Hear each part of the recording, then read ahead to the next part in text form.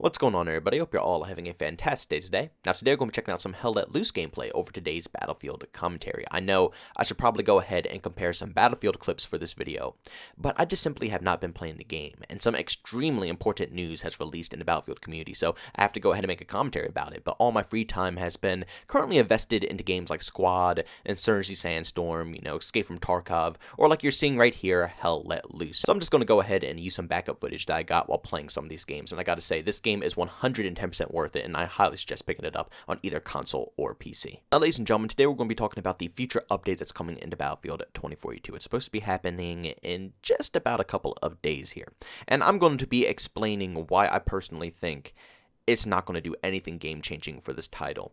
And I personally don't think any of the future updates, I think probably 2, 3, maybe even 4 major updates into this game, and it's still not going to even be resolved enough to be a playable title for the majority of the community. Now, you're going to see exactly why I say this when we go over what's happening in these patch notes. Now, sadly, this update was supposed to be releasing on Wednesday or Thursday. But over on Twitter, Battlefield Bulletin put out a tweet saying, Battlefield 2042 Update 3.3 has been delayed until next week. So no longer is going to be releasing on Wednesday or Thursday of this upcoming week. It's going to be next week.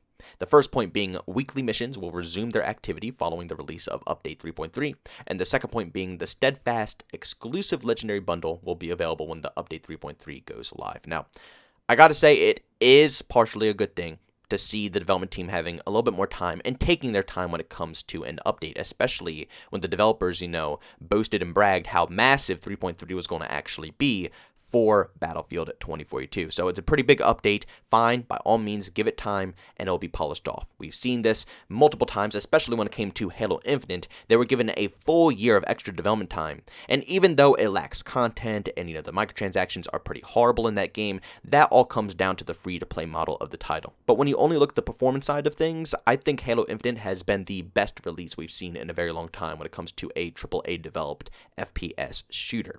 And I think it's personally because they were given that extra year of time. So obviously, more time equals better work. Now, again, with the first point here, I hope they don't go ahead and remove the past weekly challenge skin for the helicopter, the shark skin, just because, it was a Russian skin. I hope they go ahead and re-implement that back into the game because it was really cool. It was nice.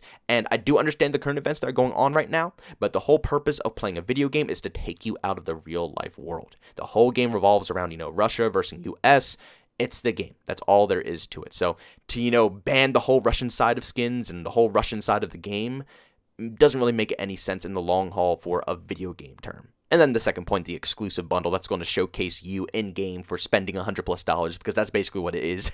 It's a massive red flag for you to run around the map so people can point at you and scream, oh, look, that guy got suckered into spending $100+ on this game. Look at that skin. Ha, ha, ha, Sadly, I'm one of those guys who were suckered into it. So, but this is why I'm a little concerned, though. The developers went ahead and made it clear as day that Update 3.3 is going to be massive. Massive. And then they come out again and say, like I said, right here in the first point, I'll show it up on the screen again. Update 3.3 features the refreshed scoreboard plus a small range of additional fixes. So, basically, they were hyping up and saying one of the biggest updates coming into Battlefield 2042, one of the hugest things in the world, is implementing 2 features that should have been in the game day 1. A normal-looking scoreboard, which we don't even know if it's going to look normal yet. Oh my god, I never even thought of that. Jesus Christ, they're pushing it back another week to put a scoreboard in the game, and we don't even know if it's even going to look good to begin with. But like I was saying, they went ahead and hyped up an update that's only going to be a scoreboard and voice chat. Something that has been pretty much mandatory in every first-person shooter out there that I've personally played, even indie-developed games or games developed by one singular individual, have voice chat in their titles. And Battlefield 2042 doesn't.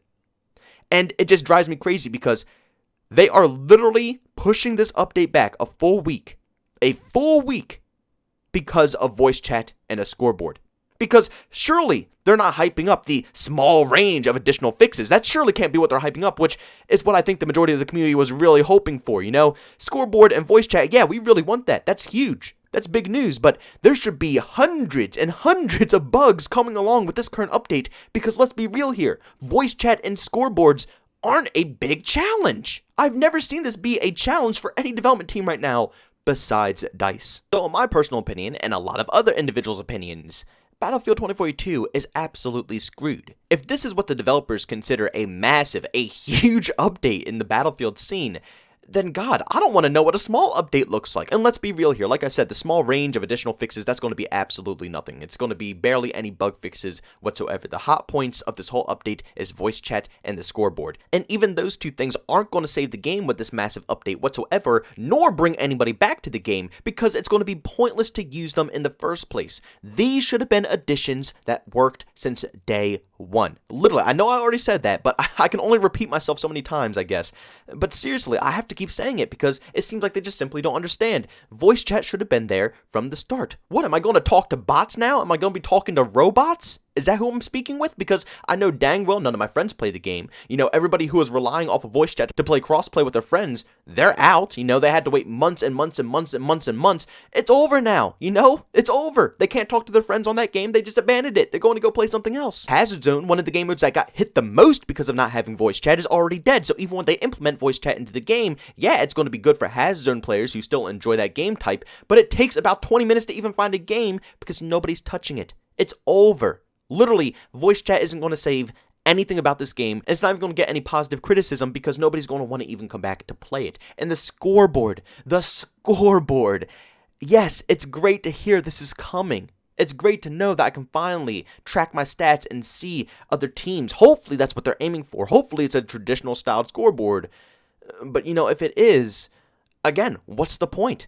Every single game I play starts off as a 15 versus 15. I'm playing for almost 20 minutes straight versus bots. I'm getting 50, 60 plus kills every single game before anybody can even fill into the lobby, which completely defeats the purpose, because now anybody who comes into the game and they see this new enhanced scoreboard, they're going to be let down because they're never going to be at first place.